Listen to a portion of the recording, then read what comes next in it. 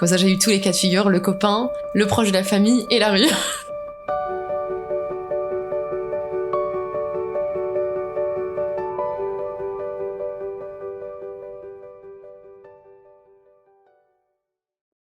Je m'appelle Ouda, je vais avoir 27 ans. Je suis aussi un peu sur les réseaux, tout ce qui va avec. Quand j'étais à l'école, j'ai déjà ressenti des espèces de dangers, mais il m'était jamais rien arrivé de concret dans le sens où on m'avait pas touché de cette manière-là. Mais c'était vraiment à 11 ans, en fait, ça s'est passé au Maroc, donc c'est encore pire. Je laisse imaginer la catastrophe que ça a un peu engendré, enfin dans le sens où je savais très bien qu'il y avait des messes basses dans tous les sens, mais bon, personne n'en parlait vraiment ouvertement. Et ça a causé beaucoup de problèmes parce que, en fin de compte, avec les années, ça s'est aussi transformé en Ouda, c'est une menteuse. Hein, on sait très bien ce qu'elle raconte, donc ouais, c'est compliqué. Mon grand-père a une ferme au Maroc, donc c'est des agriculteurs, des gens qui travaillent la terre, tout ça, quoi.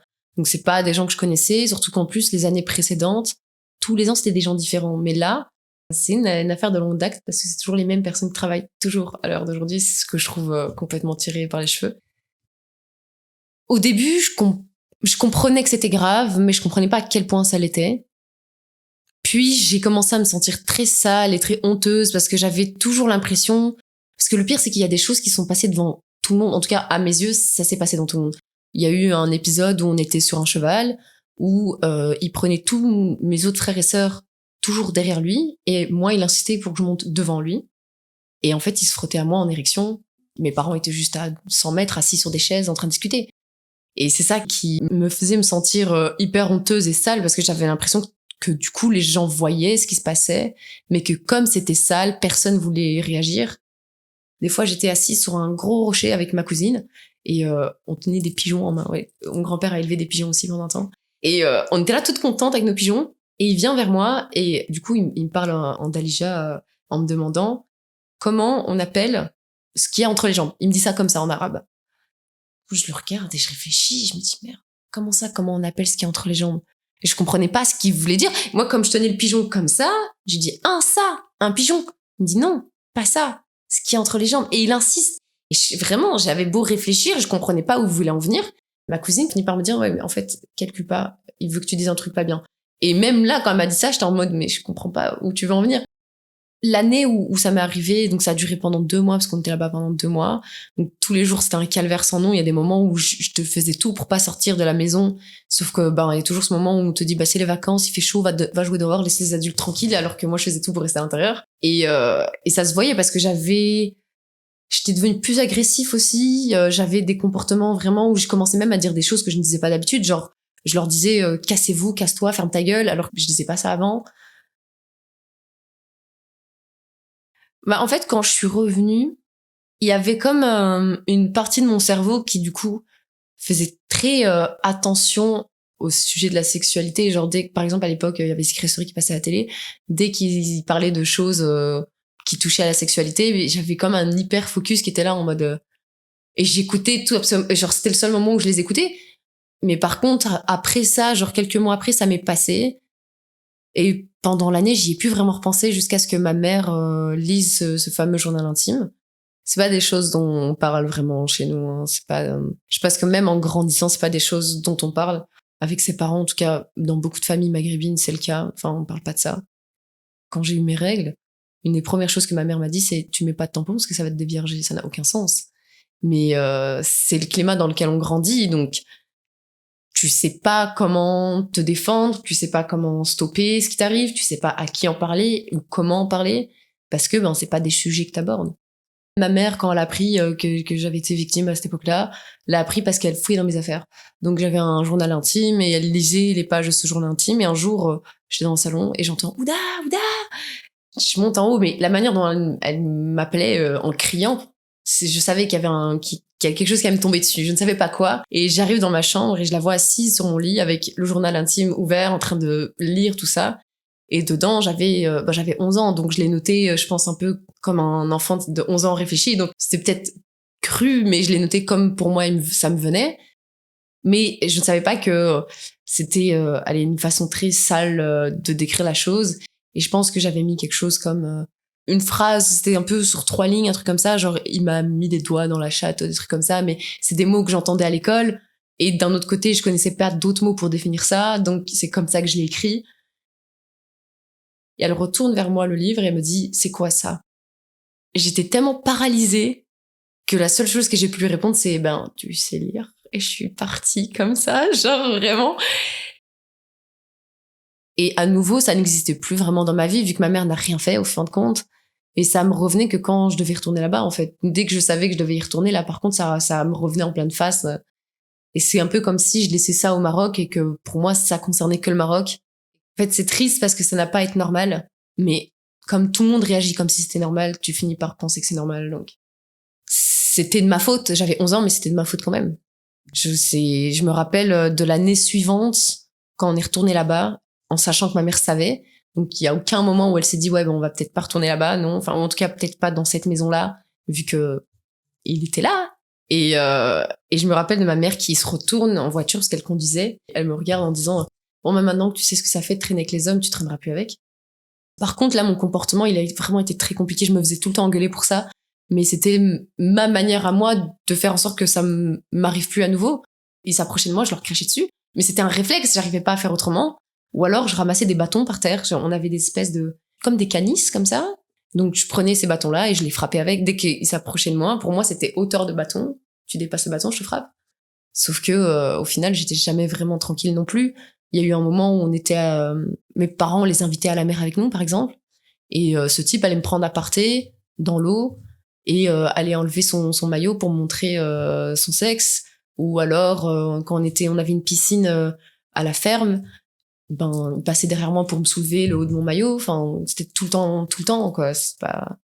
ça faisait des allusions, ou alors ça me regardait bizarrement, et je sentais qu'il y avait un problème. Mais encore une fois, qu'est-ce que j'aurais pu faire à cette époque-là? Je pense pas grand-chose, vu que personne qui était là pour m'aider, même si les gens savaient. Donc. Mais ouais, j'avais un comportement plus agressif qu'avant. Quand je grandissais, je suis devenue plus méchante et plus méfiante, et quitte à passer un peu pour la connasse. Mais ce que je faisais souvent, c'est que je jouais à fond sur la carte de la diaspora marocaine de l'Europe, et j'étais en mode, non, en fait, t'es trop en bas pour que je te parle. Mais au moins, ça marchait, j'étais tranquille. Et ce qui est triste, c'est que des années plus tard, ce même garçon, on avait joué à cache-cache, bref, avec d'autres personnes, et il était là. Il y a un moment où je reviens vers l'avant de la ferme, où je le vois s'éloigner avec ma petite sœur de 5 ans à la main, et j'ai couru vers lui, mais alors là, j'ai commencé à l'insulter, je l'ai frappé et tout. Et il me fait passer pour la folle, en mode, ouais, qu'est-ce qui te prend? Oui, mais non, je sais ce qui me prend, je sais. Tu t'en vas pas avec elle pour jouer à la marée le plus loin, tu vois. Tout le monde savait, parce que je sais que ma mère, on me l'a dit bien après, mais je le savais déjà à cette époque-là, que ma mère a mis tout le monde au courant, tout le monde savait, mais personne n'en parlait, ou tout le monde évitait le sujet, en tout cas. Personne n'a jamais rien fait, je crois que personne ne fera jamais rien. Et je crois que la première fois que j'en ai parlé publiquement et que j'en ai vraiment fait ce truc de c'est mon histoire et en fait j'ai le droit de faire ce que je veux de ça, c'était vraiment grâce aux réseaux sociaux. Je pense que ça reste important d'en parler parce que malheureusement, malgré tous les efforts qui sont mis en place, ça reste des sujets très tabous au sein des familles, au sein de la société, au sein même de tes groupes d'amis, etc. C'est pas des sujets que t'as facile à aborder. Et puis je pense aussi que moi, à l'époque où j'ai pu en parler et que j'en ai parlé aussi sur les réseaux sociaux, ça m'a beaucoup libérée. Ça m'a fait du bien. Genre vraiment, je me rendais pas compte à quel point ça me pesait et ça dictait une part de ma vie. Et le fait d'en avoir parlé, ça m'a beaucoup libérée. Je pense qu'il y a plein de gens qui ont besoin aussi de se reconnaître dans d'autres récits, soit pour se sentir moins seul, soit pour avoir moins cette impression d'être fou, parce que c'est un peu ce qu'on ressent, je pense, quand on est victime de ce genre de choses. Ça peut peut-être aussi leur donner, eux, l'envie d'en parler et de se libérer de tout ça, et que ça peut aussi leur faire comprendre qu'ils sont pas responsables de ce qui leur est arrivé, donc. Après, je pense que j'ai eu plein de réactions logiques. Une personne qui a été victime d'abus sexuels, il y a eu une période de ma vie où je me sexualisais beaucoup parce que je pensais que je valais que ça et que c'était la seule manière d'attirer le regard ou l'attention des gens. En vrai, je pense que ça a été un peu un passage obligatoire pour moi aussi parce que ça m'a appris à peut-être mieux me respecter aussi, à comprendre que il y avait des choses qui étaient pas de ma faute, à comprendre aussi que finalement j'avais aussi le droit de me sentir comme une femme et de ne pas avoir honte d'en être une. Ça m'a appris aussi que en me sexualisant, mais ça a toujours été spécial parce que j'avais toujours cet arrière-plan d'anorexie qui me guettait, où des fois je me prenais la conscience de, en fait, le problème c'était pas mes formes, ni le fait que je grandissais ou que je prenais du poids, ou peu importe la raison, le problème vient de l'autre et pas de moi. Il y a plein de choses par lesquelles je suis passée qui sont finalement un cheminement assez commun dans ce genre de cas de figure qui m'ont aidé à avancer aussi. J'ai jamais vraiment eu l'occasion de finir un traitement parce que j'ai eu pendant un temps des psychiatres, des psychologues, j'ai été hospitalisée pour l'anorexie, mais du coup on parlait beaucoup de mes agressions, voilà, ça a été très très long. Sauf que il y avait toujours ce moment où mes parents en fait en avaient marre et ils en avaient ras le cul et ils comprenaient rien, ou alors ils choisissaient de rien comprendre. Et ils signaient des décharges pour que je sorte d'hospitalisation, ou ma mère qui fait un scandale en plein milieu de l'unité de soins et qui commence à péter un câble en disant que j'étais qu'une enfant pourri gâtée et qu'en fait je fais tout ça pour me rendre intéressante parce qu'il y a rien de tout ça qui est vrai. Enfin, c'est vraiment compliqué. Après, je pense qu'en vrai, même les petites brides de soins que j'ai eues, ça m'a quand même aidé. À force de entendre d'autres personnes extérieures qui me disent oui mais j'espère que tu te rends compte que c'est pas de ta faute, ça a fini par vraiment rentrer dans mon crâne et par me rendre compte ouais c'est pas de ma faute en fait. C'est aussi lié à ma mère et son mal d'avoir vu ses enfants devenir ados, où j'avais beaucoup de remarques de sa part où elle me disait que j'étais grosse, que je mangeais trop, que voilà. Mais je pense aussi qu'il y avait vraiment une partie de moi qui a relié pendant très longtemps ce qui m'était arrivé au fait que je commençais à avoir des formes. Et à 11 ans, j'avais quand même pas mal de poitrine en soi, parce que il me semble que dans l'année même, j'ai eu mes règles, un truc comme ça. Et j'ai relié tout ça un peu au fait que j'avais un corps d'adulte en tant qu'enfant. Enfin, c'est un peu... Et je voulais pas grandir, je voulais pas avoir de seins, je voulais pas avoir d'hanches, je voulais pas avoir de règles, je voulais rester un enfant. Parce que pour moi, si je restais un enfant plat, alors il m'arriverait plus rien. Là où la plupart des ados, ils parlent de leur première fois, ils parlent de commencer avec leurs copains, de qui, quoi, ou comment faire, est-ce que vous avez des astuces, est-ce que ceci, est-ce que cela. Moi, c'était des discussions qui m'angoissaient, je parlais jamais de ça. Je ne supportais pas l'idée même d'être en couple avec un homme, c'était vraiment hors de question. C'est toujours un peu le cas, mais bon, j'ai un stade d'accommodation, puis ça finit par passer. Quand on me disait oui, mais t'as jamais embrassé un garçon ou quoi que ce soit, je dis non, ça m'intéresse pas, et ça me dégoûte même, en fait, j'ai pas envie. J'ai vraiment pas envie, ça me dit rien du tout. Et encore aujourd'hui, en vrai, ça me dit rien la plupart du temps, genre, les seules rares fois, et je pense qu'en vrai, ça découle aussi de ces expériences négatives, où j'ai fini en couple, c'est souvent parce que la personne a tellement été insistante, et on va dire a tellement patienté, et a tellement fait des pieds et des mains, qu'à la fin, je suis en mode, ok, d'accord, si tu veux. Sauf que moi, en fin de compte, ça m'intéresse pas. Et c'est ça qui est triste, parce qu'au final, on m'en veut aussi pour ça. On me dit, oui, mais ça se voit que si j'étais pas là, ça change rien. Bah, factuellement, oui. Les relations avec les hommes, ça m'intéresse pas. Parce que j'ai été en couple 2 fois, j'ai relationné avec 2 hommes différents dans ma vie. Le premier, j'ai trouvé ça un peu horrible, j'avoue, parce que j'étais vraiment... Je supportais pas de me dire qu'il y avait un homme qui me touchait. Dans ma tête, c'était vraiment immonde ce qui était en train de se passer. Et en soi, j'étais d'accord, parce que j'avais vraiment cette partie de moi qui me disait, bon, à un moment, il va falloir que tu essayes. Et en fait, j'étais vraiment là en mode, je veux juste que ça s'arrête, genre, stop. J'ai du mal à concevoir que les gens enjoy la chose, mais après, voilà. Je sais pas. Après, moi, je pense aussi que, suite à tout ça, comme je dis, ça m'a impacté, et il y a plein d'aspects qui ne guériront pas, et honnêtement, je suis capable d'avoir des potes mecs. J'en ai plein, des potes mecs. Mais, après, c'est pas la seule mauvaise expérience que j'ai vécue dans ma vie, parce que ça m'est arrivé encore au début de mon âge adulte, et là, il y a un an, avec mon ex, je sais que j'ai accepté beaucoup de choses, et j'ai mis beaucoup de choses sous le tapis en me convainquant que c'était pas grave, alors que c'était très grave. Plusieurs fois, j'ai accepté par dépit. Plusieurs fois, j'ai honnêtement frôlé la mort, genre vraiment. Et où je me revois encore en train de regarder le plafond et me dire, bon, de toute façon, si je meurs aujourd'hui, ça change rien.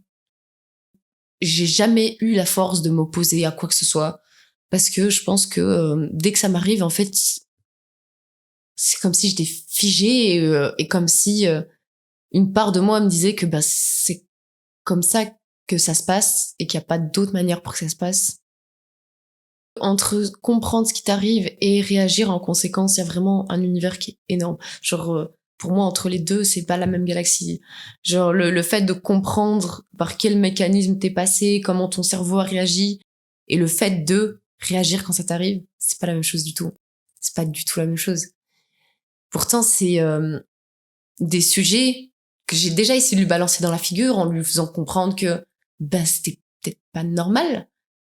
Et je savais que j'avais raison, mais j'arrivais pas à l'imposer à lui parce que je me disais que il allait peut-être me faire payer encore une fois de cette manière-là, ou que j'allais encore avoir une mauvaise expérience avec lui, ou que parce qu'au moment on m'a déjà posé des questions au travail pourquoi j'avais autant de bleus sur le corps, et je me voyais mal leur dire parce que je subis des violences sexuelles. Enfin, ça n'a pas de sens.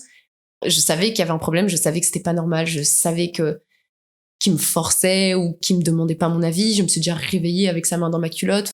Je savais que tout ça ne devait pas exister, mais entre le subir et juste devoir en parler, c'est pas la même chose. Le fait de savoir ce qui t'arrive et le fait de réagir, c'est pas la même chose. Je pense aussi qu'il y a un rapport de force qui s'installe parce que je fais 1m60, je fais un peu moins de 50 kilos, il fait 1m85, plus de 100 kilos. Il y a un moment où j'ai juste peur de me ramasser une patate aussi. C'est plus facile d'imaginer le quitter que de le faire vraiment. Parce que je pense qu'il y a plein de choses qui vont avec. Parce que cette personne a beaucoup œuvré dans le fait de m'isoler de beaucoup de gens. Au début, je m'en rendais pas compte. C'est vraiment vers la fin où je me suis pris des claques monumentales parce que les gens m'ont expliqué clairement pourquoi ils se sont éloignés de moi ou pourquoi on n'avait plus de contact. Il y avait aussi ce truc de à chaque fois que j'avais l'impression d'aller mal ou quoi, c'était pas de sa faute, c'était de la mienne, en fait. Et il m'expliquait que c'était de la mienne. Et donc, je crois qu'inconsciemment, tu finis par accepter. Même si tu crois pas, tu dis bon d'accord, y a pas de souci, j'accepte. Et puis, il y a aussi ce truc où pendant 1 mois, il va faire plein d'efforts. Et puis, à nouveau, c'est l'enfer sur Terre. Puis, à nouveau, il te bombarde de plein de choses qui sont magnifiques. Et puis, à nouveau, c'est l'enfer sur Terre. Et t'en baves tellement moralement, psychologiquement, sentimentalement, que tu sais même plus où toi-même te placer. Moi, je me rappelle qu'il y a des moments où je comprenais tellement plus ce qui m'arrivait que le bien, le mal, tout ça, ça devient flou. Ce qui est punissable ou ne l'est pas, ça devient flou. Le fait qu'on te dise que oui, il y a un problème et d'autres personnes qui te disent que oui, tu dois exagérer, tout devient flou parce que tu prends tout dans la face en même temps, tout le temps. Et tout change tout le temps, genre un jour c'est chaud, un jour c'est froid, et en fin de compte, tu sais même plus où te positionner, et même si tu voulais te quitter, t'es tellement plus bactère, et on t'a tellement pris tout ce que t'avais, les peu de défense psychologique, les peu de défense morale que tu avais, on t'a tout pris, qu'au final t'es là et tu restes assis dans un coin. C'est vraiment comme cet enfant qui va entendre ses parents gueuler, qui a peur et qui va se mettre dans un coin de la pièce, c'est la même chose. Tu sais même plus où t'en es, que tu vas juste t'asseoir et tu laisses couler et t'espères qu'un jour ça s'arrête. J'ai été agressée dans la rue. Voilà. Comme ça, j'ai eu tous les cas de figure, le copain, le proche de la famille et la rue. Voilà. Ça, c'était horrible aussi. Hein. Et le pire, c'est que j'étais en couple avec ce fameux garçon qui me faisait du mal. Donc, c'était vraiment catastrophique. À cette époque-là, je vivais chez ma meilleure pote parce que j'avais lâché ma coloc et que j'emménageais dans mon appart qu'en septembre. Donc, les 2 mois de vacances, je les passais chez elle. Et je travaillais de nuit. Donc, je rentrais tout le temps à pied parce que j'avais pas d'argent. Donc, je rentrais à pied tout le temps. Et je me tapais le centre-ville de Bruxelles jusque Uccle à pied. C'est presque 1 heure à pied. Et j'arrive du côté de Albert, l'arrêt Albert, qui est pas très loin de Forêt Nationale, pour ceux qui y situent. Et il y a un type en vélo qui arrive, et vraiment à toute vitesse. Moi, j'entends qu'il y a quelqu'un derrière moi, mais du coup, je me décale sur le trottoir parce que je me dis, sinon il va me foncer dedans, ça n'a pas... Du coup, je me mets sur le côté. Et en fait, il s'arrête à côté de moi, il balance son vélo, genre vraiment comme si c'était une poubelle, le truc. Et il me met contre le mur, il fait ce qu'il a à faire, et il se barre, il reprend son vélo, et je me rappelle qu'il avait un espèce de cargo beige et un sweatshirt noir. Et bref, après ça, j'étais paralysée, mais genre vraiment paralysée. Le pire, c'est que c'est passé à côté du commissariat de Albert, donc ça, vraiment, ça veut tout dire. Et j'essaie d'appeler mon ex, et je l'appelle 1 fois, 2 fois, il répond au bout de la 3e fois. Je lui explique ce qui vient de se passer, et il me dit juste, j'ai pas le temps, je suis occupée. Du coup, j'appelle ma meilleure pote, et elle me dit, ok, bouge pas, j'arrive. Elle vient me chercher. On rentre à la maison. Moi, j'étais vraiment dans un état second. Hein. Ce jour-là, je crois que j'ai pété les plombs. Je pense que, sincèrement, ça était pas venu me chercher. Je me serais jetée sous la première voiture qui passait. Hein. Elle essaie d'appeler mon ex 1 fois, 2 fois, 3 fois, 4 fois. Il finit par répondre à 5 heures du matin. Donc, je crois presque 3 heures plus tard, un truc comme ça. Elle a dû le supplier au téléphone pour qu'il vienne. Et quand il est venu, il a fait que se plaindre en disant que de toute façon, tu connais Ouda, tu sais comment elle fait toujours ce genre de choses. Et puis tu verras que quand elle ira mieux, elle en parlera pas et sa vie va continuer. Puis c'est comme ça. Déjà, le fait que j'ai porté plainte contre mon ex, ça a été vraiment, ça m'a pris du temps. Je crois que je l'ai fait 2 mois et demi après les événements, et ça a vraiment été parce que j'avais des amis qui tous les jours me disaient que voilà, il fallait porter plainte, il fallait porter plainte. Au début, j'étais vraiment énervée du fait qu'on me dise ça, et en fin de compte, j'ai fini par le faire. Mais je me dis déjà contre lui, alors que on a eu une relation, les gens ont son identité, il y a des preuves, il y a des témoignages même de personnes, parce que il m'a fait subir des choses des fois devant tout le monde, genre ça lui arrivait de me toucher d'une manière sexuelle alors qu'il y avait des gens dans la pièce. Malgré ça, je pense que ça n'ira jamais très loin. Donc je me dis encore, là c'est un inconnu à vélo en plus. Voilà, ça n'a pas, malheureusement, ça n'a pas d'intérêt. Honnêtement, je pense qu'il y a des choses qui pourront jamais être réparées. Je pense sincèrement que j'ai subi des actes qui ne pourront pas être réparés dans mon cerveau. Et après, je le vis pas plus mal que ça non plus, dans le sens où je ne ressens déjà pas le besoin spécifique de côtoyer des hommes amoureusement parlant et encore moins sexuellement parlant, mon Dieu Seigneur. J'accepte juste le fait que ce soit comme ça, et c'est pour moi ok. Même s'il y a plein de gens qui me disent oui, mais c'est triste, mais ceci, mais moi je suis pas d'accord avec eux spécialement parce que c'est pas un manque dans ma vie. Et d'un autre côté, je pense que j'ai pu me libérer de plein de choses avec le temps, notamment le fait que j'ai appris à en parler sans forcément commencer à pleurer au bout de la première syllabe que je prononce, sans me sentir mal ou à faire des crises d'angoisse, ou il y a plein de choses dont j'ai pu me détacher avec le temps. Je pense qu'il y a une part de moi qui ne guérira jamais. Je me suis juste habituée au fait que j'aurais jamais vraiment de soins, et puis je l'ai pris comme ça, tu vois, genre. Donc ouais, je pense que j'ai appris à pas m'auto-guérir, parce que je suis pas psychologue, je suis pas psychiatre, je suis pas médecin, je suis pas sophrologue, je suis pas, voilà. Mais avec ce que j'avais, j'ai appris à avancer. C'est pas parfait, c'est sûr, mais j'ai appris à avancer, ça c'est sûr. J'ai bien compris qu'avec mes parents, j'allais jamais aller loin. Enfin, si c'était sur eux que je dois compter pour aller voir des psys, je peux toujours aller me gratter, tu vois, genre. Avec ma mère, ça s'est jamais bien passé, mais ma mère, elle a une relation très compliquée à elle-même et aux autres, et surtout aux autres qui deviennent adultes. Déjà, quand on était petit, c'était compliqué, mais je pense que quand je suis devenue une ado, ça s'est vraiment empiré avec ma mère, donc on s'est jamais entendu. Mais on s'est jamais entendu aussi à cause du fait qu'elle a toujours refusé d'admettre que j'avais vécu un truc de grave.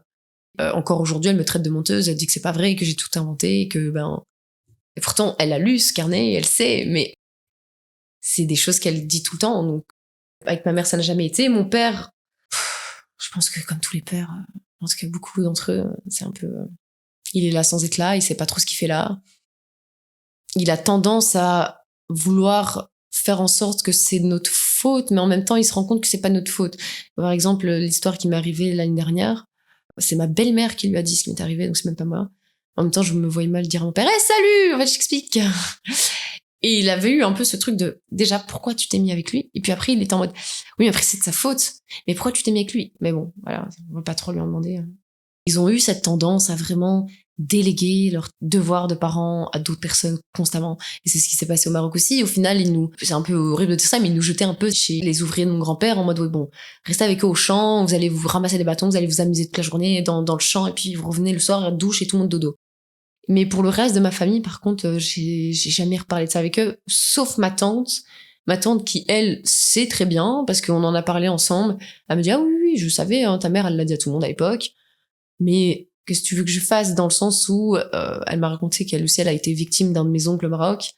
Et tout le monde a fait comme si de rien n'était. Et au final, tout le monde fait comme si de rien n'était pour moi. Et puis voilà, c'est comme ça que ça continue. Ces gens-là vont être intouchables presque.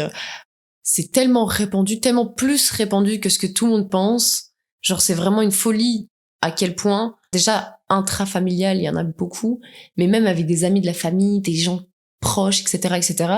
Et c'est toujours des personnes, même s'il n'y a pas de lien de sang, et c'est ça qui est fou, vont toujours être protégés. Enfin, on va faire en sorte que ces gens-là, il leur arrive pas grand-chose. La dernière fois que j'avais mis les pieds au Maroc, c'était en 2017. Je l'ai croisé par hasard au marché, et en fait, il allait se marier. Mon frère, après, le problème, encore une fois, c'est que la relation avec ma mère et notre dynamique familiale avec ma mère est infernale. Et il a beaucoup emmagasiné ce narratif de tout ce qui nous arrive, c'est de la faute à Ouda, et tout ce qui sort de sa bouche, c'est faux. Donc, il est un peu dans ce truc de ouais, non, tu racontes des conneries, c'est jamais arrivé comme ça. Ma sœur, je ne sais pas ce qu'elle en pense parce que j'en parle pas avec elle, mais par contre, ma demi-sœur, en fin de compte, c'est ça qui est terrible. Et ça devient à nouveau un tabou dans la famille. C'est que ma demi-sœur, elle a été victime de mon frère. De un de mes deux frères. Parce que du coup, j'en ai deux. Mais ouais. Lui avait 13-14 ans et ma demi-sœur 7-8 ans. Parce que le truc, c'est que lui m'en a jamais parlé. Bon, après, il pourra plus jamais m'en parler parce qu'il est décédé. Après, lui, il savait que j'allais très mal parce que bon, il a un peu vécu ma descente aux enfers suite à tout ce qui m'était arrivé, parce qu'après ça, j'ai fait de l'anorexie, puis voilà, ça a été très compliqué pendant très longtemps. Il sait qu'il y avait un truc qui tournait pas rond chez moi, et il sait que c'était en rapport avec ces gens-là au Maroc, mais je ne sais pas s'il savait concrètement ce qui s'était passé ou pas. En tout cas, je sais que lui-même, du coup, a eu des comportements comme ça. Et ce qui est terrible, c'est que j'ai essayé d'en parler avec ma demi-sœur, mais bon, je pense que c'est encore trop difficile pour elle. J'ai essayé d'en parler avec mon père, mais il s'énerve, du coup, parce qu'il veut pas qu'on parle de son fils décédé de cette manière. Sauf que je lui ai déjà dit plein de fois, tu vois, ça restera ton fils, ça reste mon frère, ça reste une personne que j'ai aimé toute ma vie, ça restera mon frère toute ma vie. Mais il est coupable quand même, ça change rien. Moi, j'ai une angoisse du futur, hein. J'ai très très peur du futur parce que j'ai peur de ce qui pourrait m'arriver à moi, parce que malheureusement, la vie a fait de moi une femme, donc en soi, il y a encore plein de choses négatives qui peuvent m'arriver, comme des choses positives, hein. Mais on vit dans un monde où de toute façon, on commence à avancer vers des périodes un peu sombres, et j'ai toujours eu beaucoup de mal à m'imaginer le futur. Après, je crois que ça vient aussi du fait que j'ai eu beaucoup de pression sur le dos, sur le fait que j'étais la grande sœur, donc il fallait que je sois plus solide que les autres. Je m'occupe des autres, sauf que c'est pas mon rôle de m'occuper des autres. Aussi parce que comme j'avais un frère malade, on attendait beaucoup de ma part. On attendait à ce que je la ferme peut-être un peu plus, que je me plaigne moins, que je me débrouille plus seule. Et puis ma scolarité, elle a jamais été hyper facile non plus. Je pense que généralement, j'essaie d'éviter de penser au futur. C'est pas quelque chose qui me... J'imagine pas grand-chose. J'attends pas grand-chose non plus après. J'ai reçu tellement de témoignages de tellement de gens qui m'ont expliqué que soit eux aussi, ils ont été victimes, soit jusque-là, ils s'étaient jamais rendus compte qu'ils avaient été victimes. Ça leur a permis aussi de garder espoir, parce qu'ils se rendent compte que, allez, tu peux avancer malgré les difficultés que tu as. Ils se rendent compte aussi que finalement, ils sont pas fous, que c'est pas eux le problème, que c'est pas eux les fautifs, et que c'est beaucoup plus répandu qu'ils le pensent, parce que souvent on leur dit oui, mais il y a qu'à toi que c'est arrivé, tu vas mettre la honte à tout le monde si t'en parles, alors que c'est faux, c'est quelque chose qui existe chez tout le monde en fait. Et je pense aussi que même si je sais que des fois allez, on va dire que je suis un peu folle, quoi. Je pense qu'il y a des gens qui peuvent, grâce à ça, se rendre compte de certaines choses, soit qu'ils subissent et qu'ils ont normalisé, soit que la société veut comme étant quelque chose de plus ou moins normal ou largement accepté. C'est un peu une revanche pour moi et pour tous ceux qui sont comme moi, en fin de compte. J'aurais aimé que quelqu'un intervienne à cette époque-là, surtout qu'encore une fois, il s'est passé tellement de choses devant mes parents, devant mes grands-parents, devant... Des fois, je me suis empoisonné la tête en retournant toutes ces histoires dans tous les sens et en ne comprenant pas comment personne n'a rien vu et comment personne n'a pu ne pas intervenir. Et pour moi, la seule chose que je vois, c'est que les gens savaient, mais que ils ont choisi de pas intervenir. Et ça, c'est encore quelque chose de différent. Mais je pense que j'aurais été la personne qui aurait mis un stop à ça. Et je pense aussi que je lui aurais expliqué certaines choses que je ne savais pas à l'époque, parce qu'on m'en en parlait pas, comme le fait qu'on m'a jamais expliqué que il fallait pas que je laisse des gens me toucher, que c'était pas normal qu'on me touche, que c'était pas normal qu'on me manipule de cette manière-là, que il y avait des choses qu'un enfant de 11 ans n'a pas à accepter, que c'est pas normal qu'on te tire dans un coin toute seule, que c'est pas normal qu'on veut te montrer un zizi, c'est pas normal, enfin, c'est des choses que j'aurais aimé qu'on m'explique à l'époque et qu'on m'a pas expliqué, et je pense que je suis un peu devenue l'adulte que j'aurais aimé trouver à cette époque-là. j'imagine pas ma vie actuelle sans militantisme, honnêtement, parce que ça me permet déjà d'évacuer certaines choses que je ne sais pas expliquer autrement. Je pense que ça me fait vraiment du bien et ça guérit un peu aussi mon enfant intérieur de me dire que je suis l'adulte qui aurait peut-être pu le protéger à cette époque-là.